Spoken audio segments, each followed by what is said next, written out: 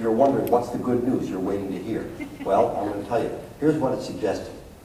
We need to think a little more honestly about parenting all of our kids. Because it isn't just the kids who have temperaments, but we. And none of us are going to change our stripes either. My mother wasn't a psychologist, but she used to say, as you get older, you just get more like yourself. You know? Well, think about your parents. Is that not true? And it's going to happen to all of us. So, let's try this out.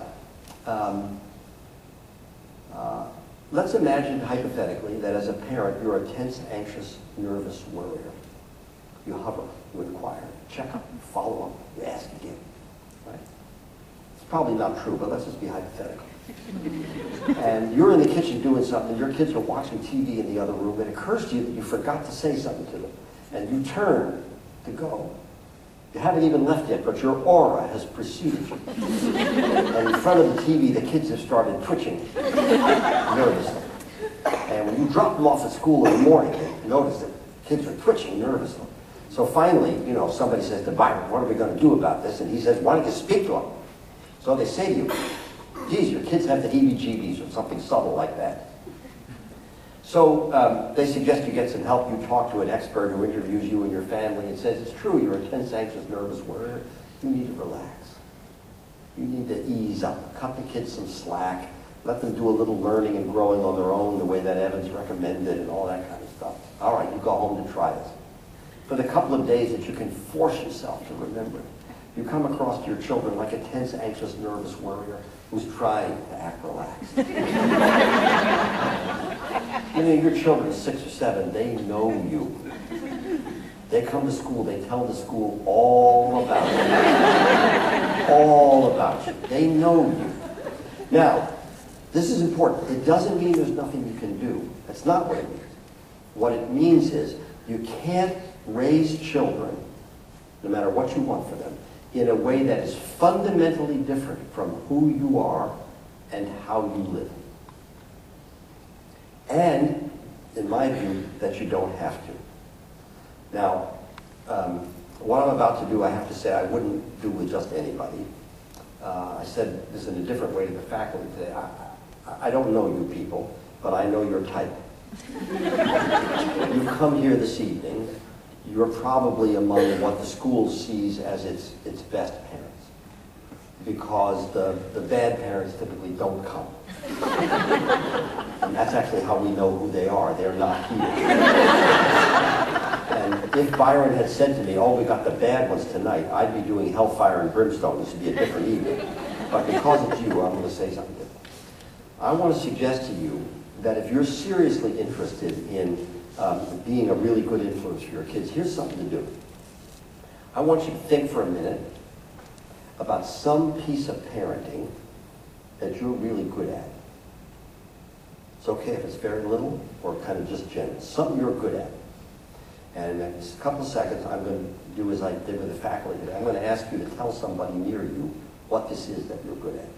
But if you've come here with somebody you know well, like someone who helped you produce or bear children, then you may want to turn and talk the other way and speak to someone you don't know so well, so they won't see through you when you're telling them what you're good at. But we'll take it literally. I'm going to take just a quick couple of minutes, and I want to have you tell somebody, so something I'm good at as a parent is, and just tell them like 2 or 3 sentences, not the whole chapter and verse, right? And listen to their couple of sentences.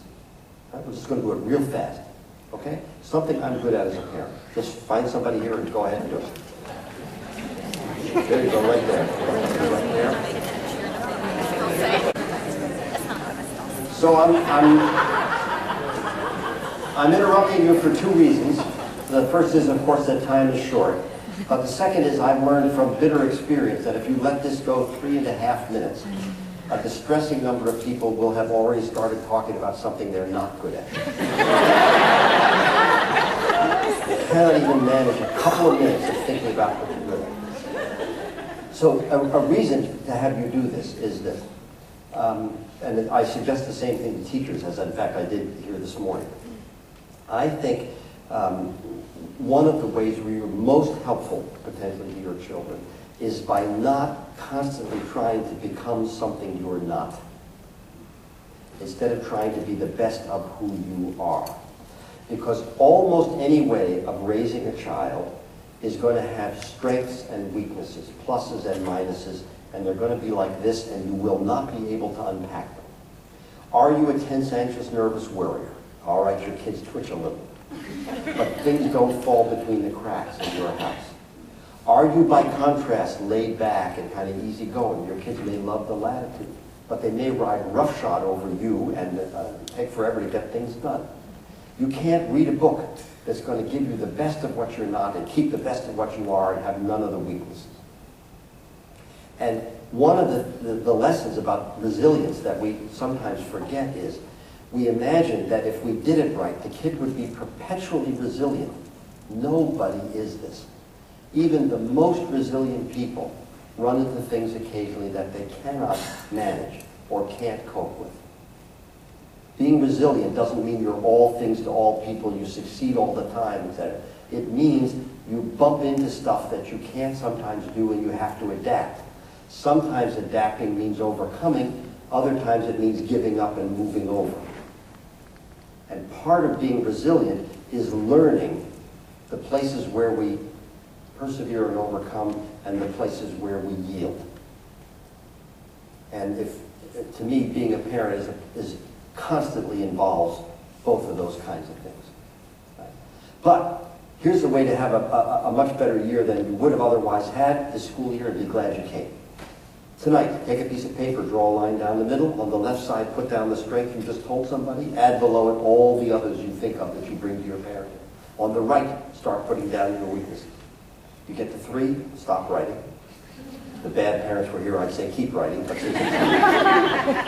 you'll probably notice those 3 are the flip side of some of your strengths.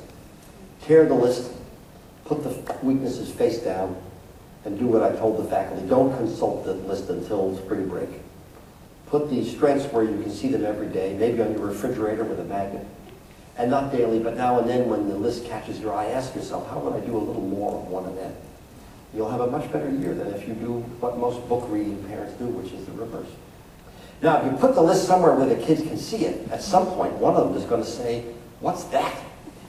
And there you'll be. You'll have to say, well, actually, that's a list of what I'm good at as a parent. Would you like to add something? Some strength I'm not aware of that you especially cherish about me. So it's nice that you laugh. But part of the reason when we laugh, we're kind of acknowledging how goofy it is to think about being competent as a parent. But the odds are that most of your kids are being raised competently. Most of them.